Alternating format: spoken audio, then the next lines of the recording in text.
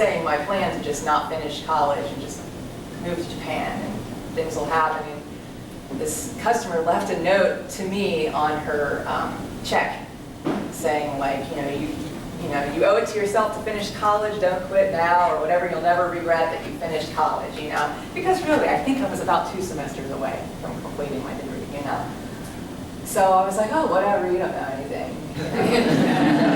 But in the end, I was like, okay, fine, I'm pretty close, and I graduated, and of course, this woman was totally right, I have no idea what would be happening to me right now. I would have probably seen the error of my ways and gone back and finished my bachelor's, but it would have been harder.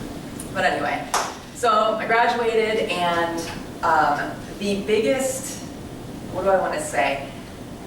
The most recommended way to get back to Japan at the time was the JET program, which is still a wonderful program. I still recommend it to everybody when I'm teaching, which I sometimes do. But I didn't want to wait because they were only sending people over in the summertime at the time. I graduated in December.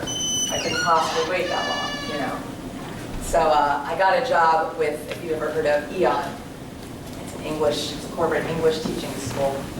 They sponsored my visa, and I was right back to Japan about a month after I graduated. It was, I was so excited and so happy. So at this point, I should mention that, all this time, I was kind of making a plan. I've decided, okay, this is what I want for myself. I'm obviously not going to die when I'm 21, so I should probably think of a way to make money because I'm no longer an adorable, sad, pathetic, ill child. I'm just a lazy and ill adult, so I have to find something to pay my bills. So I decided, I wanted to be in Japan, and in my senior year I had a business Japanese class, and a professional translator came and spoke to my class. And that was the first time I ever thought that that was a possibility in my degree, translating. How can I get in on this? But I could never find anybody to tell me how. I could never find any inroads into the profession. I didn't know how to find training on it or anything, So I go over to Japan and I teach English at OHJAN for a very, very painful year. And it was really not for me because, in my mind, what I'm wanting to be doing is translating. Okay, my second tier, well, if I can't be translating, I at least want to have a job where I can use Japanese. Okay, well, third tier, if I can't have a job where I can use Japanese, if I'm at least in Japan, I can use Japanese every day. Just use Japanese in my life. Because by this time, this was, my passion. I love Japanese language, and I love learning about culture and history, which was so much longer than, any history I had ever studied in school. So excuse me. So I didn't want to keep teaching, not just because my, the school where I was at was a bad scene, but it wasn't what I wanted to be doing. This was not my dream, teaching English. I just, thought it'll get me to Japan. I can somehow find out how to translate, So it took me a long time to figure out how to become a translator, actually. I had a few different jobs after I left teaching. And one of them was actually a really, really, really cool job, wherein I got to lead guided tours all over Japan for a tour company. And my customers were coming mostly from the United Kingdom, but sometimes they were from Australia or Canada, very rarely the United States, but a very, very fun job. Very, very physically demanding though. And because of my experience being rejected from Kansai Gaidai, I never told my employers that I was ill, which is a big gamble, So I did it for a year, and I asked my boss, is there any possibility you could give me maybe even just one less tour next year? And he said no. So I had to leave the job. And just at that time, a translating job fell into my lap. Okay? The reason it fell into my lap, the timing, I don't know why, but years before, probably when I was still living in the States, in an effort to try to figure out how to be a translator, I found this website prose.com or prosy.com. I don't know how I'm supposed to say it, but it exists. It's still a thing. It's just a big forum and like online job marketplace for translation. I just registered on there, like I have no experience, I am looking to get some experience, some advice, or something. I never got really anything more than a couple of bites for like, can you please try translating this very short email? No big deal. I mean, like it might pay me $20 maybe. And it happened maybe twice over the span of like 4 or 5 years. In the last couple weeks of my job at the tour company, I get an email from somebody through this website. Can you translate menus? Yes, I love to eat. I can translate menus all day, which actually, as it turns out, is pretty difficult, more than you would expect. Unless it's a hamburger menu, which it never is.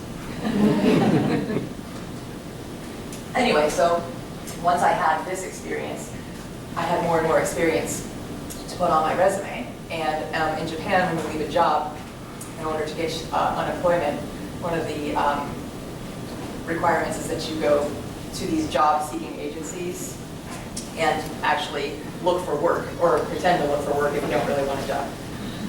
But I actually got a couple more agencies for translation call me as a result of these, job-seeking companies. And it's, as you might find or have already found in other fields, once you have a little bit of experience in something on your resume, it just builds and builds, and it's much easier to get, contacts. It's much easier for people to look at your resume and say, this person has done this before, okay, let's contact them for work. And since I was still in Japan at the time, it was very, very easy to make new contacts. So it kind of snowballed from there. So for about 3 years, this is how I got work. And I got to do a lot of interesting and various things like voiceover recordings, which in that case I was using English. But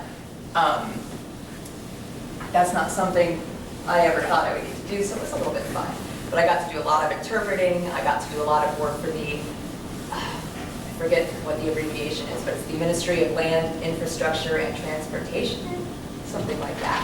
I got to do a lot of survey work for user-friendliness of tour destinations, which is kind of interesting. But it all resulted from something falling into my lap, which was not the easiest way for things to happen, okay? I just want you to keep that in mind. So I came home at one point to the States at Thanksgiving and decided to go visit Mount Union just to say hello to my instructor. And the, at the time, department chair said, hey, did you ever think of, if you're translating, did you ever think of going to the program at Penn State? They have a great graduate program. And you can learn how to use translation software and all that stuff that you probably don't know how to use, which I didn't. And I was like, what? There's a translation program at Penn State University? I went there for like 2 years. I've never heard about it or anything, So I applied and I ended up going. And it was great. It was wonderful. My skills skyrocketed. I get much more interesting and better work now. And now I live in the US. Things happen. But it's kind of funny because I had my 3 tiers of my plan for this is what I want my life to be like. Okay, I know Japanese. I want to be a translator. If I can't do that, I want to use Japanese in my job. If I can't do that, I want to at least use Japanese every day in my work, And now I pretty much have all 3, but my route, I think I focus on a lot, and maybe I was speaking about this with you, Keith, earlier. I don't think I would recommend my route, as you heard, like my kind of long and winding and sort of boring route to where I got where I am now. That's not what I would recommend to someone now, of course. I wouldn't change it because it's, led to who I am and where I am. But, if I had known at the time that there was such a course, I would have definitely gone right into a course, for translation. I would not at all knock doing it another way, like finding a mentor, or, hey, maybe it'll fall into your lap if you wait long enough too. You never know. There's no wrong way to get here if this is what you want to do. I mean, there might be some wrong way, I suppose, like murdering another translator and assuming their identity is the wrong way. So please don't do that. But you know, you might have a really specific plan for how you want things to go, and you know, it's probably not going to go exactly that way, but that's not a disaster, you know. If you're open to maybe, you know, trying something you're afraid of and making a couple of mistakes and maybe even being embarrassed sometimes, you're going to go a lot farther, you know. Things aren't going to go maybe exactly how you planned, but that doesn't mean they're going to go badly. It doesn't mean it's a disaster, you know.